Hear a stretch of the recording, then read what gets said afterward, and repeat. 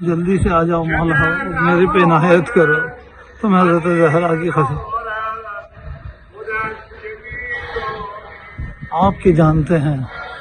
اور ماشاءاللہ یہ مولا علی کی برکاتی حرم کی صحن فاطمیہ سلام اللہ علیہ سامنے یہ امیر المومنین علیہ السلام کا روضہ اقدس جس کو آپ دیکھ رہے ہیں، یہ مولا کا روضہ ہے۔ اور اسی صحن کے مزدور کیا بابرکت یہ روحانی منظر ہے، اس طرح اتنے جوش کے ساتھ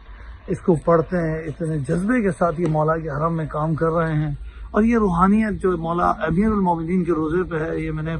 عجیب و غریب یہ منظر کیوں نہ ہو، جب خود علی ناد علی مظہر اللہ جایا، علی عقل سے بالا تر ہے، یہ ساری چیزیں یہ انسانی عقل میں آنے والی چیزیں نہیں ہیں، اس کے بارے میں کچھ بھی نہیں کہہ سکتا۔ اور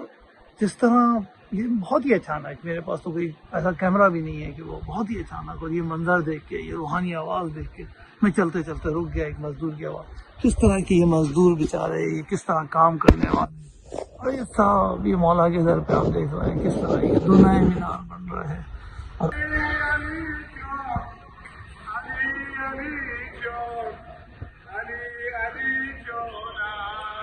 اے علی جان، اے علی جان،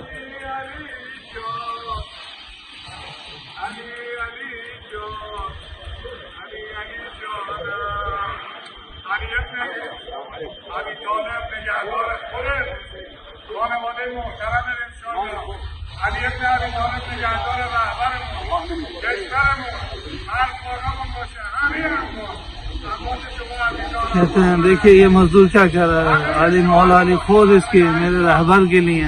میرے ملک کے لیے، دفاع مقدس کے لیے، شہداء کے لیے، مدافع حرم کے لیے، ان سے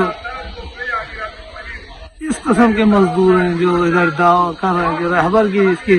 سلامتی کے لیے کون انقلاب اسلامی کو ختم کر سکتا ہے، جہاں ایک مزدور اس کا اور اس طرح یہ کر رہا ہے، اللہ صلی اللہ علیہ وسلم، کوئی اس کی نہیں سن رہا، یہ خود ہی مزدوری کر رہا ہے، کوئی